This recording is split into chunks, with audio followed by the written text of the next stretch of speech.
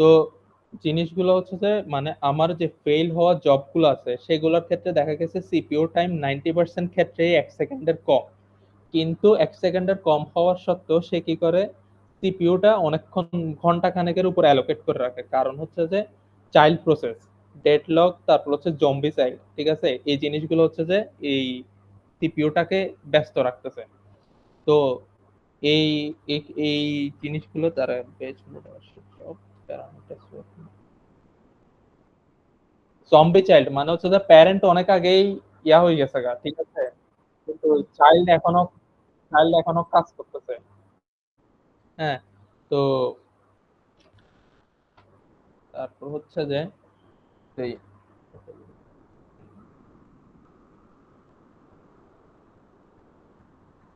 আচ্ছা, এজন্য হচ্ছে যে তারা হচ্ছে যে একটা মেশিন লার্নিং মডেলের প্রস্তাব করছে। যে মেশিন লার্নিং মডেলটা হচ্ছে যে weight of evidence by weight of evidence অথবা ইনফরমেশন ভ্যালু, ঠিক আছে? মানে ফ্রেমওয়ার্ক। এটা হচ্ছে যে একটা framework, weight of evidence information value একটা ফ্রেমওয়ার্কের কথা বলছে। যেটা হচ্ছে যে ক্যাটাগরিকে সংখ্যায় পরিণত করে, ঠিক আছে? জবের ক্যাটাগরি গুলোকে সংখ্যায় পরিণত করে এবং সে হচ্ছে যে প্রত্যেকটা জবের হিস্টোরি দেখে প্রতিটা ইউজারদের জন্য ইউজার গাণিতিক মান নির্ধারণ করে। মনে কর আমার এইসব জবের ক্ষেত্রে তো অনেকগুলো ইউজার আছে, ঠিক আছে? সেই সব ইউজাররা কি পরিমাণ কি টাইপের জব দিচ্ছে, কে কি টাইপের জব দিচ্ছে, সেগুলাকে হচ্ছে যে সে ইয়া করে হিস্টোরিটা দেখে সে হচ্ছে যে প্রত্যেকটি ইউজারের জন্য আলাদা আলাদা গাণিতিক মান নির্ধারন করে। তো এমএল এর কাছে, মেশিন লার্নিং এর কাছে এগুলো হচ্ছে রিস্ক স্কোর বা আইবি বলে দেওয়া প্রেডিক্ট করা থাকে। তারপর হচ্ছে যে 6টা ভিন্ন ভিন্ন মডেল ইউজ করছে এখানের মধ্যে। তারপর হচ্ছে যে আহ, যার মধ্যে হচ্ছে যে 6টা ভিন্ন ভিন্ন মডেল ইউজ করছে, কিন্তু দেখা গেছে যে কমপ্লেক্স নিউরাল নেটওয়ার্ক মানে ফেল করে। মানে হ্যাঁ, হ্যাঁ, এই এই যে লজিস্টিক, হ্যাঁ, এখানের ভিতরে দেখা গেছে হচ্ছে যে তোর যেগুলা মানে জটিল, যেসব মেশিন লার্নিং গুলো একটু জটিল চিন্তা ভাবনা করে, ঠিক আছে? জটিল চিন্তা ভাবনা করে বলতে হচ্ছে যে মনে কর এই যেমন ধর কমপ্লেক্স নিউরাল নেটওয়ার্ক টাইপের মেশিন লার্নিং গুলো, ঠিক আছে? এগুলো অনেক জটিল চিন্তা ভাবনা করে, ঠিক আছে? কিন্তু এই জটিল চিন্তা ভাবনা করার কারণে ফলস অ্যালার্মটা বাড়তে থাকে, ঠিক আছে? তারা হচ্ছে যে বেশি বেশি ইয়া করে, প্রেডিকশন দেওয়া শুরু করে, ঠিক আছে? যে কারণে হচ্ছে যে মেইন রিয়েলিটিতে আসি দেখা গেছে যে ওই জিনিসটা মিলে না।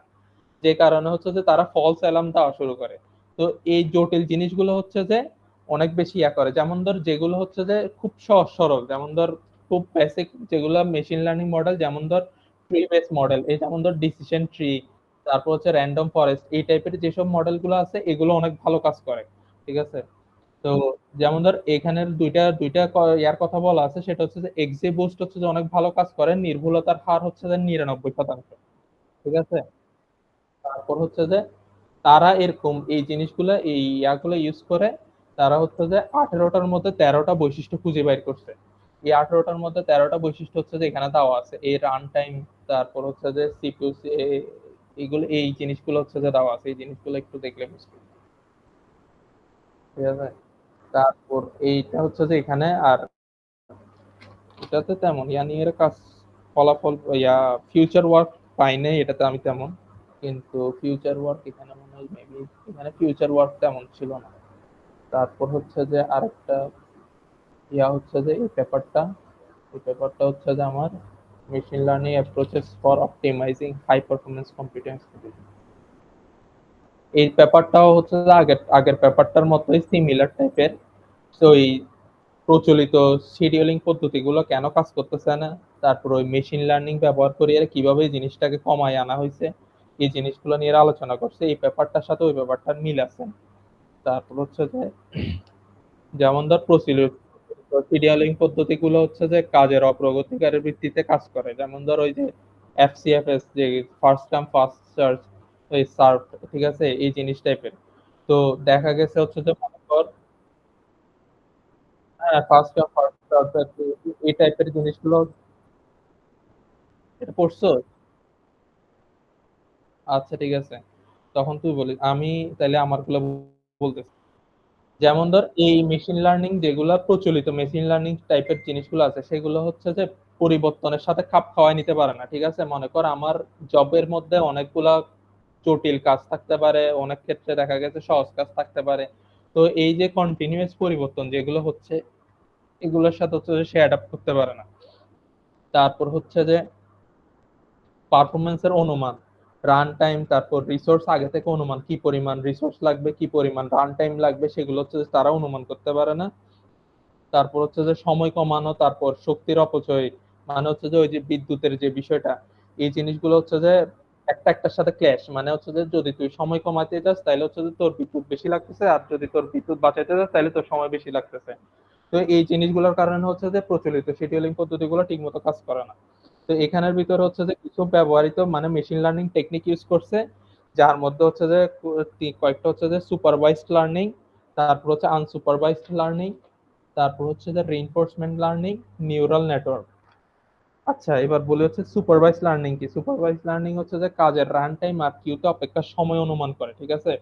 সে হচ্ছে যে একটা কাজের জন্য কি কি পরিমাণ রান টাইম লাগতেছে, তারপর কিউতে কি পরিমাণ ওয়েট করতেছে একটা কাজ, সেগুলোর হচ্ছে যে সে এ, এটার নাম কি অনুমান করে। তো এই ক্ষেত্রে তার নির্ভুলতার হার হচ্ছে যে 85%। তারপর আনসুপারভাইজ লার্নিং হচ্ছে যে সিস্টেমে কোনো অস্বাভাবিক আচরণ বা কাজের ধরন শনাক্ত করতে, মনে কর সিস্টেমে কোনো একটা অস্বাভাবিক কিছু হয়েছে, তখন হচ্ছে যে সে ওইটার ওই জিনিসগুলো হচ্ছে শনাক্ত করে। মানে ওই জিনিসটা কেন হয়েছে, কি জন্য হয়েছে, এই জিনিসগুলো শনাক্ত করে। তারপর হচ্ছে যে এটা হচ্ছে আনসুপারভাইজড লার্নিং। হুম। তারপর হচ্ছে রিইনফোর্সমেন্ট লার্নিং হচ্ছে যে আহ রিইনফোর্সমেন্ট লার্নিং হচ্ছে যে মূলত ওই সবগুলা কাজের যে পরিবেশ, ঠিক আছে, সবগুলা কাজের এজেন্টের পরিবেশের সাথে মিথস্ক্রিয়ার মাধ্যমে হচ্ছে যে সে মানে সব থেকে বড় সব থেকে ভালো শিডিউলিং পদ্ধতিটা হচ্ছে যে সে করে ট্রেন করে নিজের মধ্যে। ঠিক আছে? মনে কর আমার তো অনেকগুলো জব আছে। ঠিক আছে? এই জবগুলোর জন্য হচ্ছে যে কি কোন শিডিউলিং পদ্ধতিটা সব থেকে বেশি বেটার, সেই জিনিসগুলো হচ্ছে যে সে করে। এখানের মধ্যে কয়েকটা এক্সাম্পল দেওয়া আছে, ডেসিমা, তারপরে আরো কি কতগুলা দেওয়া আছে, এগুলো মুখে উচ্চারণ করতে পারতেছি না। তারপর হচ্ছে নিউরাল নেটওয়ার্ক কাজের বৈশিষ্ট্য আর সিস্টেমের অবস্থার মধ্যে জটিল সম্পর্ক বোঝাতে সাহায্য করে। ঠিক আছে? মানে আমার কাজের কি বৈশিষ্ট্যটা আর সিস্টেমের কি অবস্থা, ওই জিনিসটার মধ্যে যে সম্পর্কটা, এই জিনিসগুলো হচ্ছে যে সে নিউরাল নেটওয়ার্কের মাধ্যমে করা হয়, সাহায্য করে। তারপর হচ্ছে যে ইভ্যালুয়েশনের অ্যালগরিদম, এটাও আরেকটা অ্যালগরিদম যেটা হচ্ছে যে এই জিনিসগুলোকে এ, এই যে স্কেজুয়ালিং পদ্ধতি এটাকে হচ্ছে যে হেল্প করতেছে। তো সিস্টেমের আর্কিটেকচার বা গঠন, ঠিক আছে, সিস্টেমের আর্কিটেকচার বা গঠন হিসেবে ক্লোজ লুপ, সিস্টেমের আর্কিটেকচার বা গঠনটা হচ্ছে যে আমার ক্লোজ লুপ হিসেবে কাজ করে। সে হচ্ছে যে কি জিনিসটা কাজ করে কিভাবে, এই জিনিসগুলো মানে এই পদ্ধতিগুলো কাজ করে কিভাবে, এই পদ্ধতিগুলো হচ্ছে যে ফার্স্ট হচ্ছে হিস্টরি কালেক্ট করে। ঠিক আছে? হিস্টরি কালেক্ট করার পরে পাইপলাইন ইউজ করে সে ডেটা প্রসেসিং করে মডেল ট্রেন করে। ঠিক আছে? মডেল ট্রেন করার পরে সে হচ্ছে যে প্রেডিকশন করে। এরপর হচ্ছে যে এসপিসি শিডিউলার এমএল এ দেওয়া যেসব তথ্যের ভিত্তিতে কিউ ম্যানেজমেন্ট আর রিসোর্সেস মানে ডিস্ট্রিবিউশন করে। মানে হচ্ছে যে যে জিনিসগুলো হচ্ছে যে সে ট্রেন করে আসছে, ঠিক আছে, সেই জিনিসগুলো ট্রেন করার পরে সে হচ্ছে যে এই জিনিসটা হচ্ছে যে এসপিসি শিডিউলে মানে স্কেজুলিং টেকনিক যেটা আছে সেটাতে ইউজ করে জিনিসটা। তারপর হচ্ছে যে রান টাইম অপটিমাইজেশন পারফরমেন্সের পর্যবেক্ষণ করে হচ্ছে যে ফিডব্যাক দেয়। ঠিক আছে? মানে হচ্ছে যে আমার পুরো জিনিসটা পারফরমেন্স পর্যবেক্ষণ করে হচ্ছে যে একটা পুনরায় ফিডব্যাক দেয়, যে জিনিসটা হচ্ছে যে আবার সেই ওই মেশিন লার্নিংটা ট্রেন করানোর জন্য ইউজ হয়। তো ফলাফল হচ্ছে হচ্ছে যে এটাতে অনেক কিছু, এটাতে অনেক মানে কাজের ক্ষেত্রে অনেক উন্নতি পাইছে। যেমন ধর জব কম্পিটিশন টাইপ হচ্ছে যে 69% বেটার হয়েছে। তারপর রিসোর্সেস ইউটিলাইজেশন হচ্ছে যে 24% পর্যন্ত বাড়ানো গেছে। আর সিস্টেমের সার্বিক দক্ষতা হচ্ছে 65% পর্যন্ত বাড়ানো গেছে। তার মধ্যে গুরুত্বপূর্ণ বিষয় হচ্ছে যে এখানে আরো কিছু জিনিস নিয়ে আলোচনা করছি, সেটা হচ্ছে যে টপোলজি অ্যাওয়ারনেস, ওয়ার্ক স্কিলিং, তারপর হচ্ছে energy efficiency. Topology topology awareness হচ্ছে যে আহ, কোন প্রসেসর গুলো একে অপরের কাছে ডেটা আদান প্রদান করে মানে সময় কমায়। ঠিক আছে? মানে হচ্ছে যে প্রসেসর গুলো মাল্টি কোর প্রসেসর থাকলে কোন কোরের কাছে যে ডেটা আদান প্রদান করে সময় কমায়, সেগুলোর ক্ষেত্রে হচ্ছে যে টপোলজি অ্যাওয়ারনেস। তারপর হচ্ছে যে ওয়ার্ক স্কেলিং হচ্ছে যে কোনো প্রসেসরের কাজ যদি আগে শেষ হয়ে যায়